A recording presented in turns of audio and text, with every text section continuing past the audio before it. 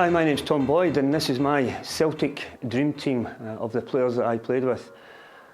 Starting off with our number one, had quite a few options, but I will go for Mr. Jonathan Gould, and for one save and one save only. During season in 97-98 we had started very poorly in the league, losing our first two games.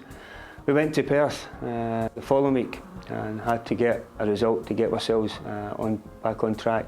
And during the game it was sitting at 0-0, and I think it was George Boyle had a shot from about 8 yards, a volley, fantastic volley. But Jonathan Gould produced the save, and obviously then we went on to win the game. So for that and that alone, my dream team goalkeeper would be Jonathan Gould. I played with so many others, but I think for that save alone and the significance of that season would become, I think I picked Jonathan Gould. My formation for outfield players would be 3-5-2. It gives me more options in midfield, and I think allied to that, could fit a lot of the other players better than maybe a 4-4-2 would do. And I will expand on that once I get to talking about the players that are within this team. But certainly, starting at the back, I would have as my sweeper would be Alan Stubbs, who was a fantastic player, great determination, mentality, and great passer of the ball, and could read the game very well. And he would be my sitting sweeper between two determined players, centre backs, and obviously playing 3-5-2, the two wide men in those three-man defences should be comfortable in the wider areas, and they would certainly be that. One would be on the right side, Mark Reaper, who was a fantastic player, the most determined player you will ever meet in your career, a very colourful character, I should say. He would be in the right side of the back, and on the left side, another Scandinavian would be Johan MJALBY, a lad who was originally excuse me, a midfielder when he came to Celtic at first.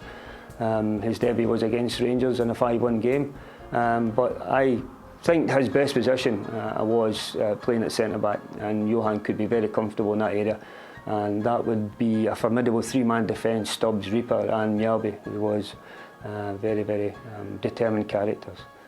We now go into the five-man midfield, where we need to start getting creativity within the team. But I would start in the right wing-back area. Very, very lots to choose from. Jackie McNamara, who was an outstanding player for Celtic in the length of time that he was there. But I have chosen somebody who was there not as long as Jackie, but had a great impact in the time that he was there, and that was Didier Agathe. Didier Agathe was the fastest thing I've ever seen in two legs. Somebody who came into the game as a striker, but was made very quickly to become either right full-back or right wing-back, which I think he excelled at with his pace. Nobody could get away from him at the back. For that reason alone, that I would pick Didier Agathe with his pace on the right side. On the left side of that five-man midfield would be Alan Thompson.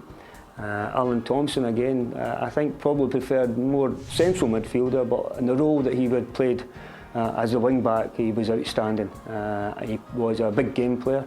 He could do it in all matches, but certainly in the bigger games he would produce not just the set plays and set pieces, but also his quality of cross. There was quite a few options I could have chosen on that side, but I think I went for Alan Thompson, and that would be my two wing-backs. I used to have a philosophy where I played myself being a defender, would play often as wing-backs, but I think with them two, they could defend as well as going forward, and that's why I gave me the option.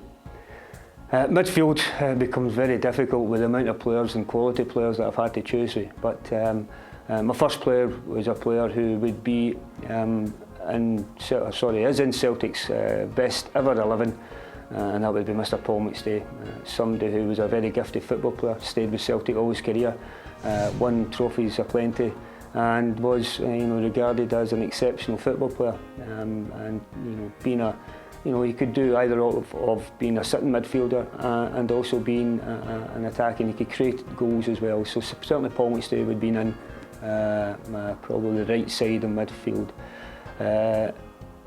The sort of sitting midfielder I would put in was a guy who won the European Cup, and that was a Paul Lambert. It was very close between Paul Lambert and Neil Lennon. Neil was an exceptionally gifted football player. Was one of the best sitting midfielders at destroying things and being able to create play and continue to play. But I think what slowed it for me for Paul was his also ability to be able to score goals. And you know, he had won the European Cup, and you know, he would certainly be an asset to that football team. So he could obviously add a little bit more attacking than what Neil from, and I think that's what's wrong between the two.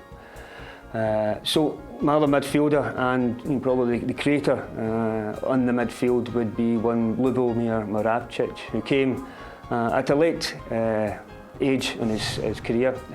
So he was somebody who was the most gifted person on the ball with 2 feet that I've ever seen before or since. You know, that was the ability that he had, and he could do some magical things with the ball. And he would be the one, as I say, that's probably why I play the 3-5-2. Is I don't think Lubo was disciplined enough to be able to play in other positions. I know that he could probably play off the front two or even play off a single striker. But I think that wee free roll roundabout off the front two strikers would, you know, I think that would be Lubo's forte. So he would certainly be the fifth man in that midfield, but more a creative midfielder. And up front, two players who played together for a number of years, formed a formidable partnership.